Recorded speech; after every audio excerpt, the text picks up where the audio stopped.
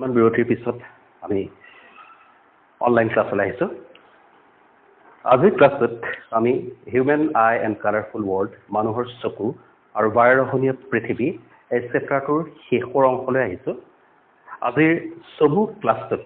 আমি কিছুমান ভিজুৱেলছৰ জৰিয়তে পোহৰৰ বিচ্ছুৰণ, ডিছপাৰচন অফ লাইট, বায়ুমণ্ডলীয় প্ৰতিসৰণ, এটমছফেৰিক ৰিফ্ৰেকশ্যন, পোহৰৰ বিক্ষেপণ, স্কেটাৰিং অফ লাইট, এই তিনিটা টপিক ডিছকাছ কৰিম। আৰু লগতে এই তিনিটা টপিক বিচ্ছুৰণ, ডিছপাৰচন, বায়ুমণ্ডলীয় প্ৰতিসৰণ, এটমছফেৰিক ৰিফ্ৰেকশ্যন আৰু বিক্ষেপণ, স্কেটাৰিং, এই তিনিটা টপিকৰ লগত কানেক্টেড কিছুমান নেচাৰেল ফেন'মেনন, প্ৰাকৃতিক পৰিঘটনাৰ বিষয়ে পঢ়িম। এই নেচাৰেল ফেন'মেনন কেইটা হৈছে ৰেইনবো, ফৰ্মেশ্যন অফ ৰেইনবো, ৰামধেনুৰ গঠন, তৰাৰ তিৰবিৰণি, টুইংকলিং অফ ষ্টাৰ্ছ, অগ্ৰিম সূৰ্যোদয় আৰু পলম সূৰ্যাস্ত, advance sunrise and late sunset, আকাশৰ ৰং, কালাৰ অফ দ্য স্কাই আৰু টিণ্ডেল পৰিঘটনা, টিণ্ডেল এফেক্ট। তোমালোকে ক্লাছটো মন দি চাবা আৰু এই টপিককেইটা বুজিবলৈ চেষ্টা কৰিবা। প্ৰথমতে আমি যাওঁ পোহৰৰ বিচ্ছুৰণ, ডিছপাৰচন অফ লাইট। টপিকটো অৱশ্যে আৰ্লি ক্লাছত ডিছকাছ কৰা হৈছে, তথাপিতো আমি আৰম্ভণিৰ পৰা যাম। এইটো মোৰ হাতত এটা প্ৰিজম। আগতেও তোমালোকক কৈছোঁ যে প্ৰিজম হৈছে আলোক বিজ্ঞানৰ এটা গুৰুত্বপূৰ্ণ আহিলা। Prism is a very important apparatus of optics. ইয়াৰ দুখন ট্ৰায়েংগুলাৰ, দুখন ত্ৰিভুজাকাৰ আৰু তিনিখন ৰেক্টেংগুলাৰ, তিনিখন আয়তাকাৰ পিঠি থাকে। যেতিয়া বগা পোহৰ ৰশ্মি এটা প্ৰিজমৰ মাজেদি পঠিওৱা হয়, when a white light rays pass through a prism, the white color splits up into 7 constituent colors. তেতিয়া এই বগা ৰংটো তাৰ 7টা উপাদানমূলক ৰঙলৈ পৃথক হৈ গুচি যায়। These 7 constituent colors are red, orange, yellow, green, blue, indigo and violet. এই 7টা উপাদানমূলক ৰং হৈছে, আমি যদি ৰামধেনু অৰ্ডাৰত কওঁ তেতিয়া হ'ব বেগুনীয়া, ঘননীলা, নীলা, সেউজীয়া, হালধীয়া, কুম্ভীৰা বা কমলা আৰু ৰঙা। এইদৰে পোহৰৰ বগা ৰং তাৰ 7টা উপাদানমূলক ৰঙলৈ পৃথক হোৱা পৰিঘটনাটোকে কোৱা হয় পোহৰৰ বিচ্ছুৰণ বুলি কয়। Dispersion is a phenomenon by virtue of which white light splits up into 7 constituent colors. এইখিনিতে আমি আৰু সৰু বস্তু এটা চাই থওঁ। It is about the blending of different colors. বেলেগ বেলেগ ৰঙৰ আমি দেখিছোঁ যে বগা ৰং তাৰ 7টা উপাদানমূলক ৰঙলৈ পৃথক হৈছে। White colour splits up into 7 constituent colours. এই যে 7টা উপাদানমূলক ৰঙলৈ পৃথক হৈছে, তেতিয়া while splitting up into 7 constituent colors, কোনটো ৰঙৰ পোহৰ আটাইতকৈ বেছি বেণ্ড হৈছে, বেকা হৈছে, সেইটো হৈছে ভায়লেট, বেঙুনীয়া। আৰু আটাইতকৈ কম বেকা হৈছে কাৰ, আটাইতকৈ কম বেণ্ডিং হৈছে কাৰ, it is the red colour. ৰঙা ৰং আটাইতকৈ কম। আৰু লাইটৰ বেণ্ডিঙৰ ক্ষেত্ৰত যিটো VIBGYOR অৰ্ডাৰ, VIBGYOR, ভায়লেট আটাইতকৈ বেছিকৈ বেকা হয়, তাতকৈ ইণ্ডিগো কম, তাতকৈ ব্লু কম, তাতকৈ গ্ৰীণ কম, তাতকৈ য়েল্ল' কম, তাতকৈ অৰেঞ্জ কম, তাতকৈ ৰেড কম। এই যিটো order, that order is being follow'. এই অৰ্ডাৰটো ফ'ল' কৰা হয় ভায়লেট। তাৰ কাৰণ কি? তাৰ কাৰণ হৈছে এবাউট ৱেভলেংথ অফ লাইট, পোহৰৰ তৰংগ দৈৰ্ঘ্যৰ কথা আছে। সেইটো আমি একেবাৰে শেষত আজিয়ে ডিছকাছ কৰিম। এতিয়া প্ৰশ্ন হ'ল যে how a rainbow is being formed. এখন ৰামধেনু কেনেকৈ গঠন হয়? ৰামধেনু গঠন হোৱাৰ লগত about the formation of rainbow, I am going to discuss about the formation of rainbow. ৰামধেনু গঠন হোৱাৰ লগত এই পৰিঘটনাটো জড়িত, বিচ্ছুৰণ, ডিছপাৰচন অফ লাইট। আমি জানো যে ৰামধেনু কিনকিনীয়া বৰষুণ দিয়াৰ পিছত বেলি বিপৰীত ফালে, সূৰ্যৰ বিপৰীত ফালে গঠন হয়। The rainbow is formed after a light drizzle and it is formed in the opposite side of the sun. এতিয়া ৰামধেনু হৈছে এবিধ প্ৰাকৃতিক প্ৰণালী। It is a natural phenomenon, natural spectrum. আৰু ই 7টা ৰঙৰ সমষ্টি, and it is a combination of 7 colors. আৰু এই 7টা ৰঙে হৈছে VIBGYOR VOR যেটো আমি ভেপচিয়ৰ বুলি কওঁ আমি আগতে কৈছো যে যিবিলাক বায়ুমণ্ডলত পানীৰ ক্ষুদ্ৰ কণিকা থাকে স্মল ওয়াটাৰ ড্ৰপলেটস সেই ক্ষুদ্ৰ কণিকাবিলাকে একোটা প্ৰিজমৰ নিচিনা কাম কৰে যেতিয়া প্ৰিজমৰ নিচিনা কাম কৰিব তেতিয়াই সেই কণিকাবিলাকৰ সেই টোপালবিলাকৰ মাজেদি যেতিয়া পোহৰ ৰশ্মি পাৰ হৈ যাব পোহৰ ৰশ্মি তাৰ সাতোটা উপাদানমূলক ৰঙলৈ পৃথক হৈ গুচি যাব when white light ray will pass through those small water particles acting as prism then white light will split up into its 7 constituent colors এই অৰ্থাৎ এই যিবিলাক কুকুৰ পানীৰ টোপাল থাকে এই পানীৰ টোপালবিলাকত পোহৰ ৰশ্মিৰ প্ৰতিসৰণ ঘটে ৰিফ্ৰেকশন ঘটে আৰু লগতে ঘটে বিচ্ছুৰণ ডিসপাৰশন অৰ্থাৎ বগা ৰংটো সাতটা উপাদানমূলক ৰঙলৈ পৃথক হৈ গুচি যায় তাৰ পিছত যেতিয়া একেবাৰে শেষত পোহৰ ৰশ্মিৰ আৰু এটা পৰিঘটনা হয় এটা কোৱা হয় আভ্যন্তৰীণ পূৰ্ণ প্ৰতিফলন টোটাল ইন্টাৰনেল ৰিফ্লেকশন এই আভ্যন্তৰীণ পূৰ্ণ প্ৰতিফলনৰ ফলত বৰষুণৰ টোপালটোৰ পৰা যেতিয়া পোহৰ ৰশ্মি বাহিৰলৈ ওলাই আহিব তেতিয়া সাতটা ৰং আমি প্ৰাকৃতিক বৰ্ণালী নেচাৰেল স্পেক্ট্ৰাম হিচাপে দেখা পাওঁ আৰু এই নেচাৰেল স্পেক্ট্ৰামটোৱে হৈছে এই প্ৰাকৃতিক বৰ্ণালীটোৱে হৈছে ৰামধেনু ইতিমধ্যে ইয়াৰ নোটছখিনি তোমালোকৰ গ্ৰুপত দিয়া হৈছে পৰিঘটনাটো ভালকৈ বুজিবলৈ চেষ্টা কৰিবা এতিয়া আমি নেক্সট টপিকটো আহিম বায়ুমণ্ডলীয় প্ৰতিসৰণ এটমস্ফেৰিক ৰিফ্ৰেকশন আজি প্ৰথম টপিকটো আমি থুলমুলকৈ পঢ়িলো পোহৰৰ বিচ্ছুৰণ ডিসপাৰশন আৰু বিচ্ছুৰণৰ লগত কানেক্টেড হৈ আছে ফৰ্মেশন অফ ৰেইনবো ৰামধেনুৰ গঠন ইয়াৰ পিছৰ টপিকটো হৈছে বায়ুমণ্ডলীয় প্ৰতিসৰণ এটমস্ফেৰিক ৰিফ্ৰেকশন এতিয়া এটমস্ফেৰিক ৰিফ্ৰেকশন বায়ুমণ্ডলীয় প্ৰতিসৰণলৈ যোৱাৰ আগতে আমি পোহৰৰ প্ৰতিসৰণৰ কথা চাওঁচোন let us discuss about the refraction of light পোহৰৰ প্ৰতিসৰণ কি যেতিয়া পোহৰ এটা মাধ্যমৰ মাজেৰে যায় when light passes through a single medium it always travels in straight lines ই সদায় সৰলৰৈখিক পথত গতি কৰে আৰু পোহৰ এই পথবিলাককে ৰশ্মি বুলি কয় এতিয়া হ'ল কি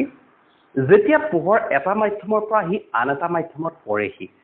তেতিয়া দুটা স্বচ্ছ মাধ্যমৰ সন্ধিতলত পোহৰ ৰশ্মিটোৱে দিশটো পৰিৱৰ্তন কৰে ধৰি ললো যে বায়ুৰ মাজেৰে পোহৰ ৰশ্মি এটা গৈ আছে আহি পেলাই সি পানীত পৰিলেহি it will change the direction সি দিশটো সলাই পেলাই এতিয়া the change of direction of light rays are of two types পোহৰ ৰশ্মিৰ দিশ পৰিৱৰ্তন আকৌ দুই ধৰণে হয় প্ৰতিফলিত ৰশ্মি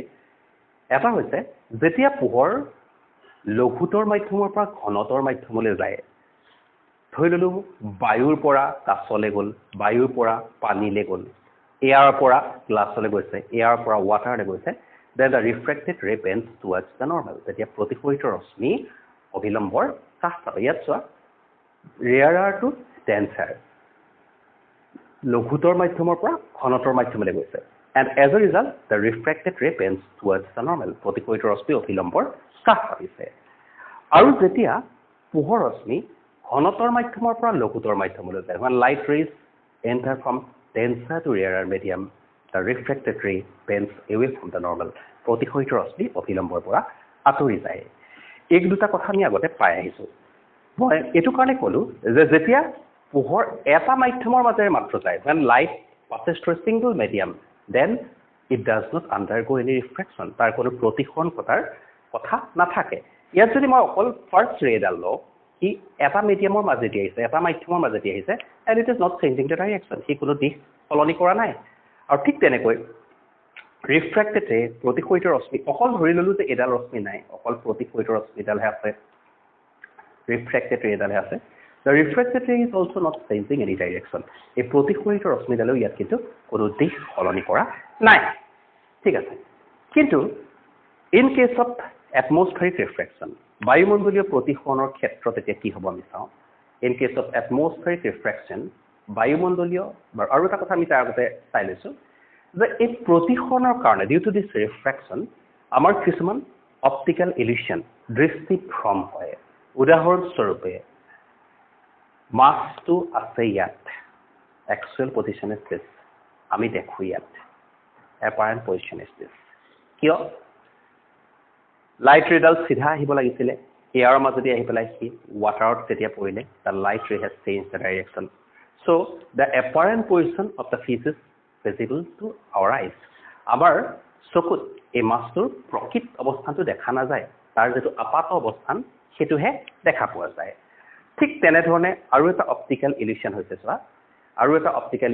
ইলিউশন আমি দেখুৱাইছো সেটো হৈছে এই পেন্সিলডাল টাৰ্নছ টু দি বেন্ট ই বেকা হোৱা যেন দেখা যায় যেতিয়া বায়ুৰ পৰা এয়াৰৰ মাজদি আহি পেলাই সি পানীত পৰে সি ইট টাৰ্নছ টু দি বেন্ট সি বেকা হোৱা যেন দেখা যায় কিয় কাৰণ একেটাই এয়াৰৰ মাজদি লাইট ৰে ৰশ্মিটো আহি আছিল আমাৰ চকুৰ দৃষ্টি ৰেখা এয়াৰৰ মাজদি বায়ুৰ মাজদি আহিছে আৰু মাজত হি বেলেগ মিডিয়াম এটা পাই গৈছে অন্য এটা মাধ্যম ওয়াটাৰ পাইছে হি পানী পাইছে and as a result what happens is that আৰু তাৰ ফলত কি হৈছে it has changed the direction হি দিশটো সলাই পেলাইছে and so the pencil seems to be bent আৰু সেই পেন্সিলডাল বেকা হোৱা যেন দেখা গৈছে এতিয়া বায়ুমণ্ডলীয় প্ৰতিসৰণৰ ক্ষেত্ৰলৈ আমি আহো come to the topic atmospheric refraction বায়ুমণ্ডলীয় প্ৰতিসৰণ কি বস্তু ভালকে চাবা দেই আমি যদি অকল বায়ুমণ্ডলটো এটা মাধ্যম বুলি ধৰো we only consider the atmosphere to be one medium then there is no matter of refraction তাত কোনো প্ৰতিসৰণৰ কথাই নাই পোহৰ ৰশ্মি ধৰা সূৰ্যৰ পৰা আমাৰ মাজলৈ আহিব লাইট ৰেজ এটো হ'ব লাগিছিলে পোহৰ ৰশ্মি পাত পোহৰ ৰশ্মি দিশটো হ'ব লাগিছিলে এটো এটা মাধ্যমৰ মাজে যেতিয়া পোহৰ ৰশ্মিবিলাক আহে when light rays pass through a single medium they don't change the direction যেতে কোনো দিশ সলনি নকৰে কিন্তু প্ৰকৃততে আমাৰ atmosphere বায়ুমণ্ডল হল বিভিন্ন তৰপৰ বায়ুৰ সমষ্টি atmosphere consists of different layers of air আৰু সেই বায়ুৰ তৰপ বিলাকৰ ঘনত্ব বিলাক বেলেগ বেলেগ the densities of these different layers are different তাৰোপৰি আৰু এটা কথা আছে যে যেতিয়া ঘনত্ব বেলেগ বেলেগ হৈ যায় ৰিফ্ৰেক্টিভ ইনডেক্স প্ৰতিসৰণাংক প্ৰতিটো তৰপৰে বেলেগ হয় সিম্পল এক্সাম্পল উদাহৰণস্বৰূপে তোমালোকে চাবাচোন ধৰি ললো মই ডেজাৰ্ট মৰুভূমিলৈ যাওঁ মৰুভূমিৰ তলৰ বায়ুখিনি গৰম হৈ থাকিব ওপৰলৈ ক্ৰমাৎ চেঁচা হৈ যাব গতিকে তলৰ বায়ুখিনি ঘনত্ব ডেন্সিটিটো কম থাকিব সদায় হট এয়াৰ গৰম বায়ুৰ ডেন্সিটি ঘনত্ব কোল্ড এয়াৰতকৈ কম আৰু ওপৰ বায়ুবিলাকৰ ঘনত্ব বেছি হ'ব ঠিক তেনেকৈ বায়ুমণ্ডলৰ ডিফাৰেণ্ট লেয়াৰ্ছ ডিফাৰেণ্ট ডেন্সিটিজ বেলেগ বেলেগ তৰপবিলাকৰ ঘনত্ব বেলেগ বেলেগ হয় সেয়ে যেতিয়া পোহৰ ৰশ্মি এটা সেলেষ্টিয়েল বডি এটাৰ পৰা এটা মহাজাগতিক বস্তুৰ পৰা পোহৰ ৰশ্মি এটা আহি আমাৰ চকুত সোমাইহি ইট আণ্ডাৰগোজ এটমস্ফেৰিক ৰিফ্ৰেকশ্যন তাৰ বায়ুমণ্ডলীয় প্ৰতিসৰণ ঘটে এতিয়া মই যদি তোমাক কওঁ হোৱাট ইজ এটমস্ফেৰিক ৰিফ্ৰেকশ্যন বায়ুমণ্ডলীয় প্ৰতিসৰণ কি তেতিয়া তোমাৰ উত্তৰ হ'ব যে বায়ুমণ্ডলৰ তৰপবিলাকৰ ঘনত্বৰ পাৰ্থক্যৰ বাবে পোহৰ ৰশ্মিৰ যি প্ৰতিসৰণ ঘটে তাকে বায়ুমণ্ডলীয় প্ৰতিসৰণ বোলে the atmospheric refraction is the refraction caused due to the difference of densities of different layers of air আকৌ কৈছো the atmospheric refraction is the refraction caused due to the difference of densities of different layers of air বায়ুৰ বেলেগ বেলেগ তৰপবিলাকৰ বেলেগ বেলেগ ঘনত্বৰ বাবে বা ঘনত্বৰ পাৰ্থক্যৰ বাবে যে প্ৰতিসৰণ ঘটে তাকে কোৱা হয় বায়ুমণ্ডলীয় প্ৰতিসৰণ এতিয়া ডিউ টু দিস এটমস্ফেৰিক ৰিফ্ৰেকশ্যন বায়ুমণ্ডলীয় প্ৰতিসৰণৰ কাৰণে কেইবাটাও পৰিঘটনা সংঘটিত হয় ডিফাৰেন্ট ফেনোমেনন অকাৰ তাৰে এটা হৈছে তৰাৰ তীৰবিৰণী টুইংকলিং অফ ষ্টাৰ্ছ তৰাৰ তীৰবিৰণী টুইংকলিং অফ ষ্টাৰ্ছ এটা হৈছে অগ্ৰিম সূৰ্যোদয় এডভান্স ছানৰাইজ আৰু এটা হৈছে লেট ছানছেট পলমকৈ হোৱা সূৰ্যাস্ত এই বি সি এই দুইটাৰ কাৰণে ৰেসপন্সিবল ফেনোমেনন পৰিঘটনাটো হৈছে বায়ুমণ্ডলীয় প্ৰতিসৰণ এটমস্ফেৰিক ৰিফ্ৰেকশ্যন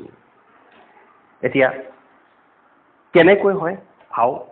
আকাশত কিয় তৰাবোৰে তিৰবিৰাই থাকে why do that stars twinkle at night আকাশত তৰাবিলাকে তিৰবিৰাই থকাৰ কাৰণটো কি যে এটা লাইনত আনসাৰটো হ'ব বায়ুমণ্ডলীয় প্ৰদূষণৰ কাৰণে তৰাবিলাকে আকাশত তিৰবিৰাই থাকে তাৰ ষ্টাৰ্ছ টুইংকল এট নাইট ইটো এটমস্ফেৰিক ৰিফ্লেকশ্যন অকমান যদি আমি বহলাই কওঁ কিয় why it happens so কিয় এনে হয় তেতিয়া আমি কম যেতিয়া তৰাবিলাকৰ পৰা পোহৰ ৰশ্মি আহি আমাৰ পৃথিৱীত পৰে when the light rays enter from the stars to the earth তেতিয়া due to the difference of densities of different layers of atmosphere বায়ুমণ্ডলৰ বেলেগ বেলেগ তৰফবিলাকৰ ঘনত্বৰ পাৰ্থক্যৰ বাবে এই পোহৰ ৰশ্মিবিলাক this light rays frequently undergo refraction বাৰে বাৰে সিহঁতৰ প্ৰতিসৰণ ঘটে সেই তৰাবিলাক তিৰবিৰাই থকা যেন দেখে so the stars seem to twinkle তাৰপৰি আৰু এটা কথা অৱশ্যে আছে দেই অকমান আগতে আমি দেখুৱা পানীত থকা মাছটো নিচিনাকৈ ঠিক তৰাবিলাকো কিন্তু তাৰ এক্সুৱেল পজিশ্যনত দেখা নাযায় তাৰ এটা এপাৰেণ্ট বা আপাত অৱস্থানত আহে এপাৰেণ্ট পজিশ্যন বা আপাত অৱস্থানত আহে আমি দেখা পাওঁ তাৰ কাৰণটো হৈছে কি বায়ুমণ্ডলীয় প্ৰতিসৰণ এটমস্ফেৰিক ৰিফ্ৰেকশ্যন তাৰপিছত আকৌ এটা প্ৰশ্ন আহিব যে গ্ৰহবিলাকে কিয় তিৰবিৰাই নাথাকে why do the stars twinkle only and the planets don't seem to twinkle গ্ৰহবিলাক কিন্তু তিৰবিৰাই থকা যেন দেখা নাযায় তুলনামূলকভাৱে comparatively the planets are much nearer to our earth নক্ষত্ৰবিলাকৰ তুলনাত গ্ৰহবিলাক তুলনামূলকভাৱে পৃথিৱীৰ পৰা যথেষ্ট ওচৰত আছে সেয়ে ইহঁতক পোহৰৰ বিস্তৃত উৎস হিচাপে গণ্য কৰিব পাৰি বিস্তৃত উৎস মানেনো কি যে যদি এটা গ্ৰহক পোহৰৰ বহুত বিন্দুৰ সমষ্টি বুলি আমি ধৰি লওঁ তেতিয়াহ'লে সকলো বিন্দুৰ পৰা আহি আমাৰ চকুত সোমোৱা পোহৰ পৰিৱৰ্তনৰ গড় মানটো শূন্য হৈ যায় সেয়ে তাৰ যেটো average refraction to 0 হৈ যায় in case of planets are much nearer to us the average refraction caused by the planets become almost 0 and so the planets don't seem to twinkle at night আৰু সেই কাৰণে তৰাবিলাক আকাশত তিৰবিৰাই থাকে যদিও গ্ৰহবিলাক কিন্তু তিৰবিৰাই থকা দেখা নাযায় এতিয়া নেক্সট টপিকটো আহিব যে এডভান্স সানৰাইজ এণ্ড লেট সানছেট অগ্ৰিম সূৰ্যোদয় আৰু পলমকৈ হোৱা সূৰ্যাস্ত ইয়া নিশ্চয় তোমালোকে দেখিছা দিস ইজ হৰাইজন দিগন্ত ৰেখা এজন অবজাৰ্ভাৰ পৰ্যবেক্ষকজন এইটো হৈছে actual position of the sun সূৰ্যৰ প্ৰকৃত অৱস্থান আৰু এইটো হৈছে apparent position of the sun সূৰ্যৰ আপাত অৱস্থান এতিয়া প্ৰকৃততে কি হয় বায়ুমণ্ডলীয় প্ৰদূষণৰ কাৰণে আমি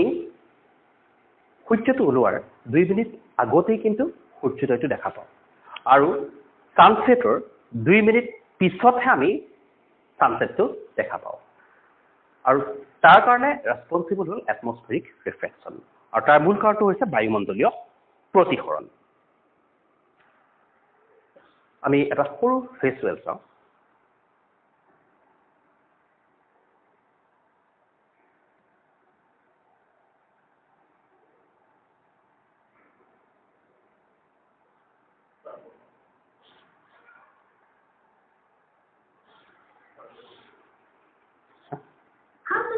really happens? When the sun is just below the horizon, its rays enter the atmosphere and are refracted towards the earth. The refracted rays reach us, making it appear as if the sun has already risen above the horizon. This is the Tibetan sunrise. How does this really happen? When the sun is just below the horizon, its rays enter Earth's atmosphere. How does this really happen? When the sun is just below the horizon,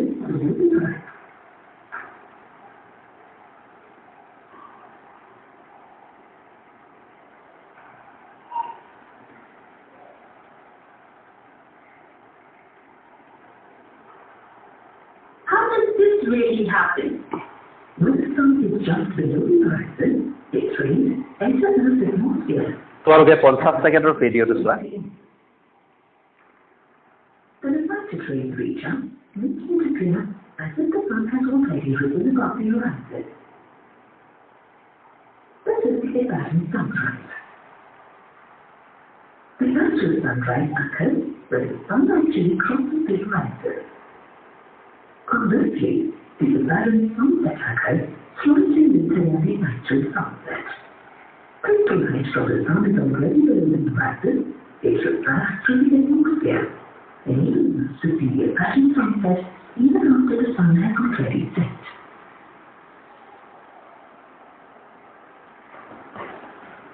ঠিক আছে মুঠতে তোমালোকে এইটো গম পালা যে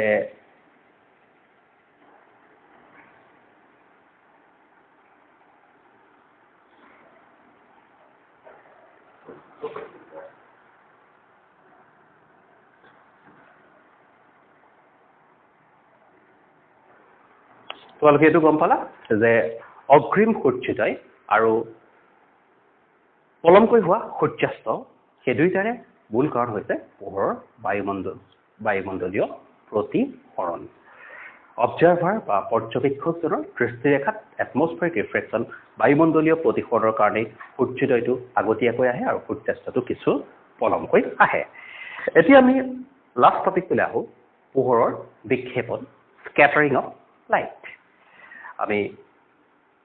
what is scattering এতিয়া পোহৰৰ বিক্ষেপণনো কি যে এটা বস্তুৰ পৰা অহা পোহৰ সকলো দিশতে যদি প্ৰতিফলন হয় তেতিয়া তাক পোহৰৰ বিক্ষেপণ বুলি কোৱা হয় বিক্ষেপণৰ ফলত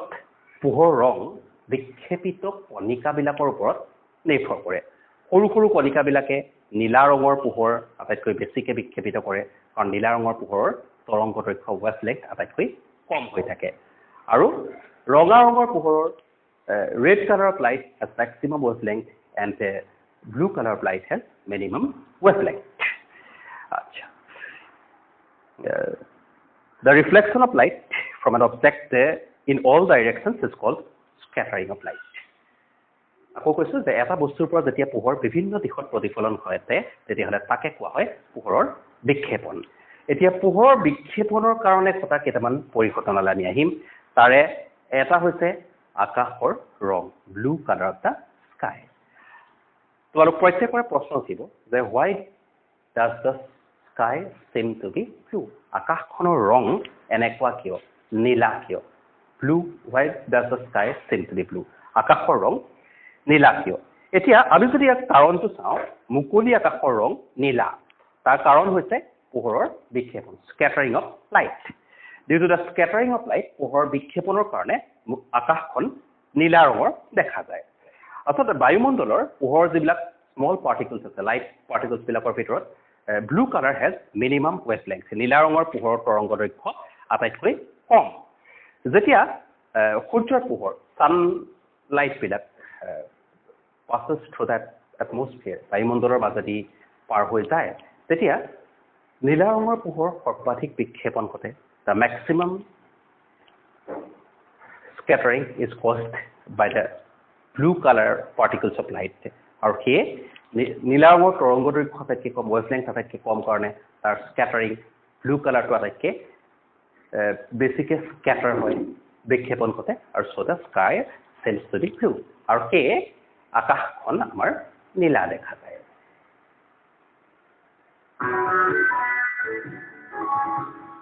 আমি 30 সেকেন্ডৰ এটা ভিডিঅ' চাওঁ and this blue sky red sunset experiment.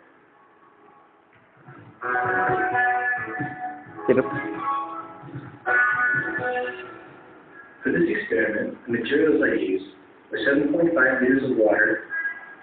in a rectangular container, a flashlight, and 250 milliliters of আমি এক্সপেৰিমেণ্টলৈ নাযাওঁ আমি তাৰ বাহিৰেও আৰু এটা কথা কৈছোঁ যে আকাশখন যদিও নীলা হয় during the sunrise and sunset সূৰ্যোদয় আৰু সূৰ্যাস্তৰ সময়ত কিন্তু আকাশখন ৰঙা দেখা যায় এতিয়া তোমালোকৰ প্ৰশ্ন আহিব যে why does the sky seem to be red during the sunrise and sunset সূৰ্যোদয় আৰু সূৰ্যাস্তৰ সময়ত আকাশখন কিয় ৰঙা দেখা যায় এতিয়া তাৰ কাৰণ হৈছে কি যে ৰঙা ৰঙৰ পোহৰৰ তৰংগ দৈৰ্ঘ্য নীলা ৰঙৰ পোহৰতকৈ বহুত গুণে বেছি red colour of light has much more wavelength then blue colour সেয়ে